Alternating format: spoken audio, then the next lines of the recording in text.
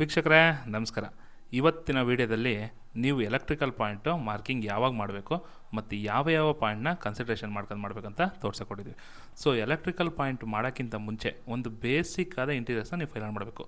Basic ಅಂದರೆ ಏನಂದರೆ wardrobe position ಆಗ್ಬೋದು, ಕಾರ್ಡ್ ಪೊಸಿಷನ್ ಆಗ್ಬೋದು, ಮತ್ತು ನಮ್ಮ ಕಿಚನಲ್ಲಿ ನಮ್ಮ ಸಿಂಕ್ ಪೊಸಿಷನ್ಸ್ ಆಗ್ಬೋದು. ಇದು ಪ್ರತಿಯೊಂದು ಬೇಸಿಕ್ಸು ನಿಮ್ಮದು ಫೈನಲ್ ಆಗಿದ್ದಲ್ಲಿ ಅದ್ರ ಪ್ರಕಾರ ಗ್ರೂ ಕಟಿಂಗ್ ಮಾಡಿದ್ದಲ್ಲಿ ನಾಳೆ ಪ್ಲಾಸ್ಟಿಂಗ್ ಆದ ನಂತರ ಇಂಟೀರಿಯರ್ಸ್ ಮಾಡುವಂಥ ಟೈಮಲ್ಲಿ ನಮ್ಗೆ ಯಾವುದೇ ರೀತಿ ಡಬಲ್ ವರ್ಕ್ ಇರೋಲ್ಲ. ಸೊ ಇವತ್ತು ನಮ್ಮದು ಒಂದು 20-40 ಸೈಡ್ತು ಎಲೆಕ್ಟ್ರಿಕಲ್ ಪಾಯಿಂಟ್ನ ಮಾರ್ಕ್ ಮಾಡ್ತಾಯಿದ್ವಿ. ಸೊ ನೋಡ್ಬೋದು ನಮಗೆ ಬೇಕಾದಂಥ ಟಿ ವಿ ಯೂನಿಟ್ನ ವಾಲ್ಗೆ ನಮಗೆ ಸಾಕೆಟ್ಸ್ ಆಗ್ಬೋದು. ನೆಕ್ಸ್ಟ್ ಕಿಚನ್ ವಿಚಾರಕ್ಕೆ ಬಂದರೆ ನಮ್ಮ ಸಿಂಕ್ ಹತ್ರ ಅಕ್ವಾಕಟ್ ಪಾಯಿಂಟ್ ಆಗ್ಬೋದು, ಮತ್ತು ಸ್ಟೆಪ್ಸ್ಗೆ 2 ವೇ ಲೈಟ್ಸ್ ಆಗ್ಬೋದು, ಮತ್ತು ನಂತರ ನಮಗೆ ಬೇಕಾದಂಥ 2 ವೇ ಸಾಕೆಟ್ಸ್ಗಳು ಅಂದರೆ ನಮಗೆ ಬೆಡ್ರೂಮ್ಸಲ್ಲಿ 2 ವೇ ಸ್ವಿಚಸ್ ಫ್ಯಾನ್ಸ್ಗಾಗ್ಬೋದು ಮತ್ತು ಲೈಟ್ಸ್ಗಾಗ್ಬೋದು, ಅದಕ್ಕೆಲ್ಲನೂ ಕೂಡ ಪ್ರಾವಿಷನ್ಸ್ನ ಫಸ್ಟೇ ಪ್ರೊವೈಡ್ ಮಾಡಿದ್ದೀವಿ. ಸೊ ನೆಕ್ಸ್ಟ್ ನಮ್ಮ ವಾರ್ಡ್ರೋಬ್ ಇಂಟೀರಿಯರ್ಸ್ ವಾರ್ಡ್ರೋಬ್ ಆಗ್ಬೋದು, ಮತ್ತು ನಮ್ಮ ಬೆಡ್ಡಲ್ಲಿ ನಮಗೆ ಏನಾರ ಪ್ರೊಫೈಲ್ ಲೈಟ್ಸ್ ಆಗ್ಬೋದು ಮತ್ತು ಸ್ಟ್ರಿಪ್ ಲೈಟ್ಸ್ ಬಂದಲ್ಲಿ ಅದಕ್ಕೂ ಕೂಡ ಪ್ರಾವಿಷನ್ನ ಅರ್ಲಿ ಸ್ಟೇಜಲ್ಲೇ ಪ್ರೊವೈಡ್ ಮಾಡಿದ್ವಿ.